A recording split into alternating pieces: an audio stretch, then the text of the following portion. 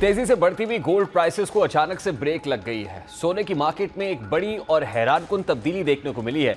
अब फी तोला सोना 11,700 रुपए सस्ता होकर 3,63,हजार रुपए की बुलंद तरीन सतह से कम होकर 3,52,000 रुपए का हो गया है।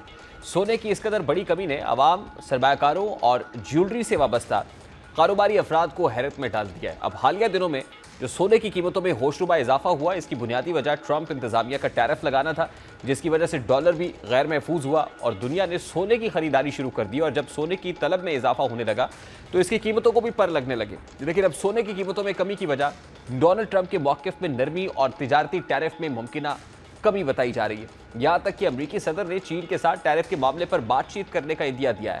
अब इन खबरों के बाद मार्केट में रिलीफ देखने में आया है। जाहिर है अमेरिका की गलत पॉलिसीज़ की वजह से गोल्ड की कीमतें सातवें आसमान तक पहुंची। अमरीकी तजारती जंग, डॉलर की गिरती हुई कदर और बॉन्ड्स पर सरमायाकारों के एतमाद में कमी ने आलमी मालियाती मंडी का मंजरनामा बदल कर रख दिया।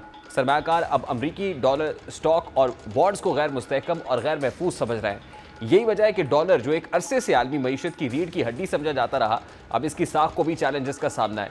कई ममालिक और सरमायाकार डॉलर पर इन्हिसार कम करने के लिए मुतबादिल महफूज असासे तलाश कर रहे हैं और यही वजह थी कि इस दौड़ में सोना एक बार फिर सबसे आगे आ गया। नतीजा ये निकला कि सरमायाकार अमरीकी मालियाती असासों से निकलकर तेजी से सोने में सरमायाकारी कर रहे हैं, जिससे आलमी मंडी में सोने की कीमतें नई बुलंदियों को छू रही हैं और इस वजह से सोने की कीमत 3,492.6 सिफर अमरीकी डॉलर फी ऑन्स तक जा पहुंची। यही वजह है कि पाकिस्तान में जनवरी 2025 से अब तक सोने की कीमत में 85,000 रुपये से ज़ायद का इजाफा हुआ है। सोना खरीदने की दौड़ में सिर्फ आम लोग ही शामिल नहीं, बल्कि बड़े बड़े ममालिक और उनके मरकजी बैंक भी शामिल हैं। ख़ासतौर पर चीन, रूस, भारत, तुर्की और काज़ाकिस्तान जैसे ममालिक ने गुज़श्ता बरसों में अपने सोने के ज़खायर में नुमाया इजाफा किया है।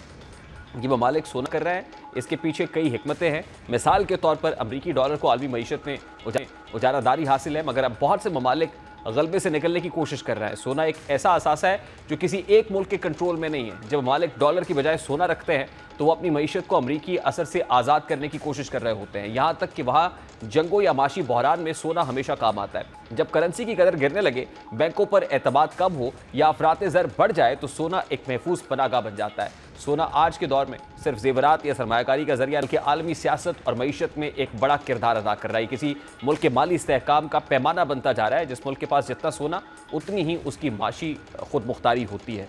गोल्ड प्राइसेस के हवाले से जाहिर है ये फ्लेक्सिबल तब होंगी जब ये जो ग्लोबल ट्रेड वॉर है इसके अंदर को फ्लेक्सिबिलिटी पैदा होगी। और अब देखने में यही आ रहा है कि जैसे जैसे कोई फ्लेक्सिबिलिटी आ रही है ममालिक के माबैन में, तो सोने की प्राइसेस नीचे आ रही है और जैसे ही ये टेंशन्स बढ़ेंगी तो गोल्ड प्राइसेस एक बार फिर ऊपर जा सकती है।